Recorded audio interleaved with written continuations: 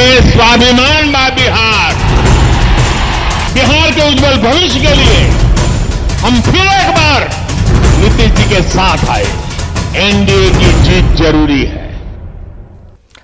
तो आज बिहार में रैलियों का शुक्रवार है। पीएम मोदी के बिहार चुनाव में एंट्री हो चुकी है। पीएम ने डेहरी और गया में रैली की तरफ, तीसरी रैली भागलपुर में उनकी है और डेहरी और गया की रैली में प्रधानमंत्री मोदी ने जहां नीतीश कुमार के विकास कार्यों की तारीफ की, वहीं लालू राबड़ी के शासनकाल पर हमला बोला।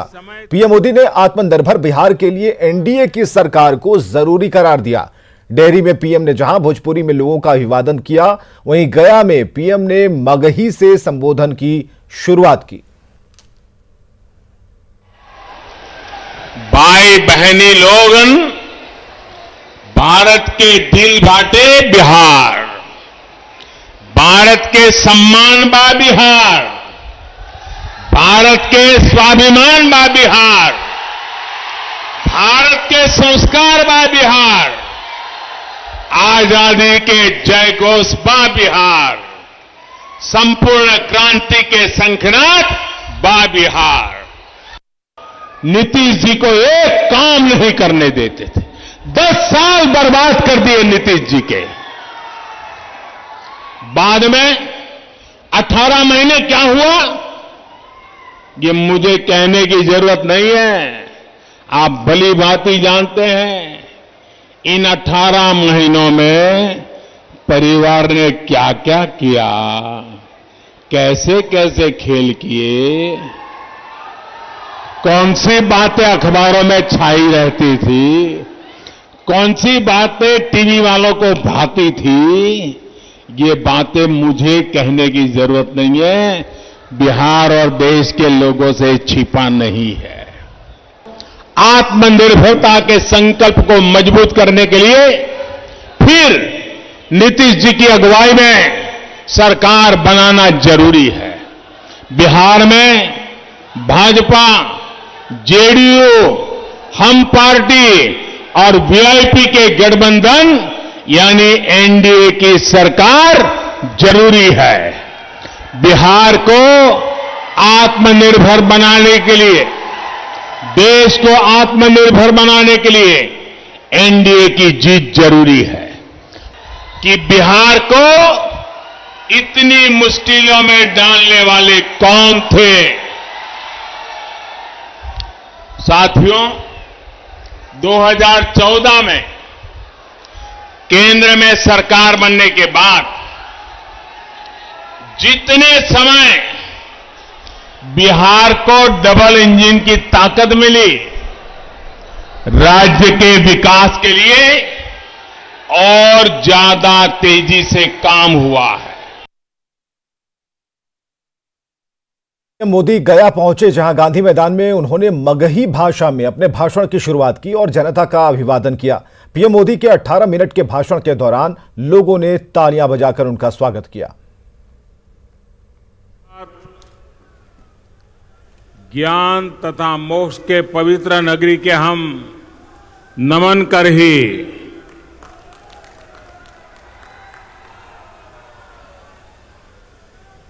विष्णुपद मंदिर के ई गौरवशाली वैभवशाली भूमि पर अपने सबके अभिनंदन करित ही मंत्रिमंडल में मेरे साथी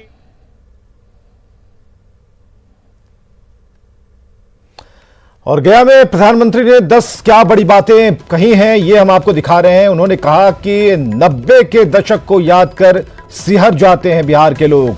90 के दशक में अराजकता और अव्यवस्था थी। गया में प्रधानमंत्री की 10 बड़ी बातें हम आपको बता रहे हैं जो उन्होंने अपने संबोधन में कही। हिंसा और अराजकता से एनडीए ने बाहर निकाला और पिछड़े जिलों के विकास पर सरकार का विशेष जोर है। बिहार को पुराने अंधकार में ले जाने की तैयारी चल रही है। वहीं अब किसी भी लालच में नहीं फंसना है, ये आम जनता को अपने संबोधन के दौरान कही बातें। विपक्ष देश को तोड़ने वालों के साथ है। तो पीएम मोदी ने 90 के दशक के बिहार की अव्यवस्था और कुशासन की लोगों को याद दिलाई। उन्होंने कहा कि 90 के दशक के शासन में लोगों का अहित किया गया और लोगों को अव्यवस्था के दलदल में धकेला गया और आज भी बिहार की अनेक समस्याओं की जड़ यही है। 90 के दशक में बिहार के लोगों ने यहां के लोगों का कितना अहित किया गया, बिहार को अराजकता और अव्यवस्था के किस दलदल में धकेल दिया, ये आप में से अधिकांश ने अनुभव किया है। आज भी बिहार की अनेक समस्याओं की जड़ में 90 के दशक की अव्यवस्था है, कुशासन है। बिहार कांग्रेस चुनाव अभियान समिति के अध्यक्ष रणदीप सुरजेवाला ने पीएम मोदी के बिहार दौरे को लेकर निशाना साधा। उन्होंने पूछा कि क्या बिहार को विशेष राज्य का दर्जा देने का पीएम ऐलान करेंगे। वहीं उन्होंने जुमलेबाजी से बचने की लोगों को नसीहत दी।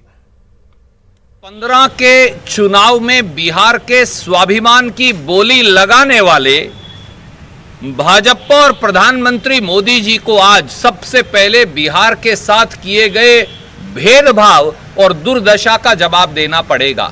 जुमलों की लहर चलेगी, झूठ परोसा जाएगा, नफरत की आंधी चलेगी, बंटवारे की बयार होगी, पर ये सब तरक्की, विकास, प्रगति, हाथ की मजबूती, लालटेन की रोशनी, सीपीआई, सीपीएम और माले की मेहनत, इनके आगे ये चलेगा नहीं। क्योंकि 12 करोड़ बिहारी जुमले नहीं, नफरत नहीं, बंटवारा नहीं, भाईचारा, विकास, तरक्की, रोजगार चाहते हैं। और वहीं सीएम नीतीश कुमार ने डेहरी में संबोधन के दौरान कोरोना महामारी के दौरान केंद्र से बिहार को हर सहयोग मिलने का दावा किया। साथ ही कहा कि पीएम मोदी के दिशा निर्देशों का बिहार ने पूरी तरह से पालन किया।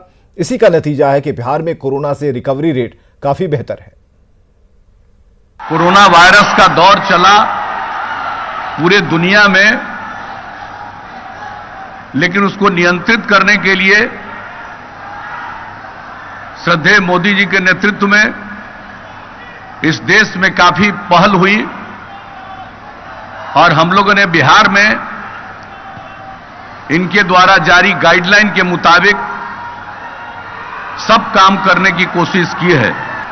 अब जो रिकवरी रेट है बिहार में वो लगभग 94% है। इलाज की भी सारी व्यवस्था है और जो कोरोना के दौरान केंद्र से सहयोग मिला वो आप सब लोगों को मालूम है। जो हमारे लोग दूसरे राज्यों में फंसे हुए थे उनके लिए विशेष ट्रेनों का परिचालन किया और वो भारी संख्या में यहां पर पधारे। और नवादा के हिसुआ में कांग्रेस नेता राहुल गांधी ने चुनावी सभा को संबोधित किया। इस दौरान राहुल गांधी ने नीतीश सरकार के साथ केंद्र की मोदी सरकार पर जमकर भड़ास निकाली। साथ ही राहुल गांधी ने लोगों से महागठबंधन के प्रत्याशियों को जिताने की अपील की। अब आपके हाथ में चाबी है। अब नरेंद्र मोदी जी के हाथ में, नीतीश जी के हाथ में चाबी नहीं है। अब चाबी आपके हाथ में। जो निर्णय आप लोगे वो बिहार में होने जा रहा है और अब इनको हराना है। बिहार के लिए, बिहार की विकास की सरकार, बिहार के किसानों की, मजदूरों की सरकार अब बिहार में लानी है। मजदूरों के सामने सर झुकाते हैं, मगर जब समय आता है तो मदद नहीं करते। आप भूखे प्यासे मरे, आप हजारों किलोमीटर चले, नरेंद्र मोदी जी ने आपको ट्रेन नहीं दी। सच्चाई आपको पहचाननी पड़ेगी, क्योंकि जब आप सच्चाई पहचानोगे तभी ये देश और ये प्रदेश आगे बढ़ेगा। और मुझ में पूरा भरोसा है कि इस बार इस बार बिहार सच्चाई को पहचानने जा रहा है। इस बार बिहार नरेंद्र मोदी को, नीतीश कुमार को जवाब देने जा रहा है।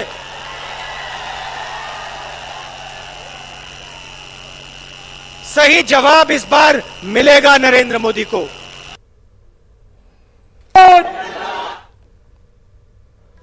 तो नवादा की हिस्सा में राहुल गांधी ने क्या कहा, 10 बड़ी बातें हम आपको बता रहे हैं। मोदी सरकार ने एमएसपी खत्म की, किसानों की बात यहां पर दोहराई राहुल ने। बिहार की चाबी नीतीश नहीं मोदी के पास है। इसके अलावा उन्होंने कहा कि लोगों से बदलाव की अपील की। चुनाव के दौरान चीन के तनाव का भी मुद्दा उठाया। मोदी बताएं चीन को कब बाहर करेंगे। बिहारियों से पीएम झूठ बोलना बंद करें। बिहार में महागठबंधन की सरकार बनेगी। बिहार इस बार सच्चाई को पहचानेगा। नीतीश जी को बिहार की जनता जवाब देगी।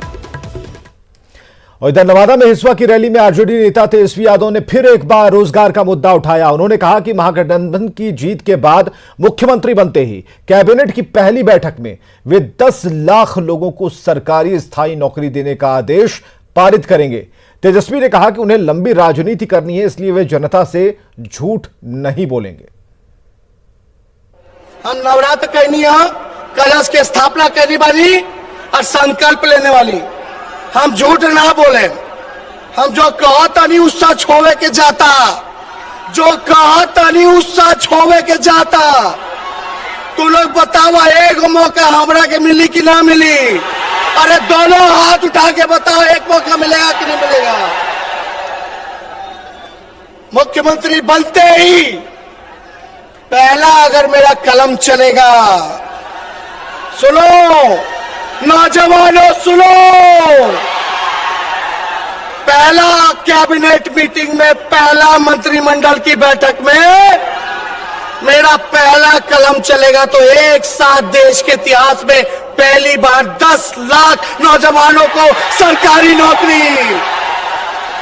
अरे रोजगार चाहिए, सरकारी नौकरी चाहिए। बताओ, हम झूठ नहीं बोलेंगे। हमको लंबा राजनीति करना है। हम ठेठ बिहारी है, ठेठ बिहारी जो कहा तरी ओकरा के पूरा करे। हमार डीएनए भी शुद्ध बा। इधर जमुई सांसद और एलजेपी अध्यक्ष चिराग पासवान ने एक बार फिर सीएम नीतीश पर निशाना साधा। चिराग पासवान ने मुख्यमंत्री नीतीश कुमार को युवा विरोधी बताया और कहा कि सीएम नीतीश जंगल राज का डर दिखाकर सत्ता में बना रहना चाहते हैं। आप मुझे बताइए 2014 में क्या था एनडीए, 2015 में क्या था एनडीए? ये बोलते हैं कि हम लोग पुराने एनडीए हैं। भाई जब से एनडीए में नए चेहरे आने लगे, नए स्वरूप, सत्ता परिवर्तन हुआ, जहां भारतीय जनता पार्टी में अटल आडवाणी जी का युग खत्म होकर अमित शाह जी और नरेंद्र मोदी जी का युग आया। लोक जनशक्ति पार्टी में धीरे धीरे जब चिराग पासवान सामने आए, आदरणीय रामविलास पासवान जी के एरा से जब नए एरा में जब अगली पीढ़ी ने जब टेक ओवर किया, तो जो नया एनडीए का जो पहला स्वरूप था उसमें कौन थे? उसमें भारतीय जनता पार्टी थी और लोक जनशक्ति पार्टी थी। उस वक्त नीतीश कुमार जी कहाँ थे? इस नए स्वरूप को ही तो झटक कर गए थे ना। इसी का हाथ खींच का, हाथ छटक कर, सामने से निमंत्रण देकर थाली वापस लेकर यही गए थे ना मुख्यमंत्री। उसके बाद रातों रात अगर ये कोई अपनी सेटिंग करके पीछे से आ जाए और उसके बाद बोले कि भैया हम है नया एनडीए और हम है पुराना एनडीए, तो ये तो गलत है ना। तो मैं तो एनडीए के साथ हूं, तभी मैंने भाजपा के सामने मैंने अपने कोई प्रत्याशी नहीं उतारा। और यहां रुकेंगे एक छोटे से ब्रेक के लिए। पटना जिला प्रशासन की ओर से वोटर जागरूकता अभियान चलाया जा रहा है। स्वीप कार्यक्रम के तहत चलाए जा रहे अभियान में एलपीजी वेंडर्स शामिल हुए। इस जागरूकता कार्यक्रम में जिला प्रशासन के अधिकारी भी शामिल रहे।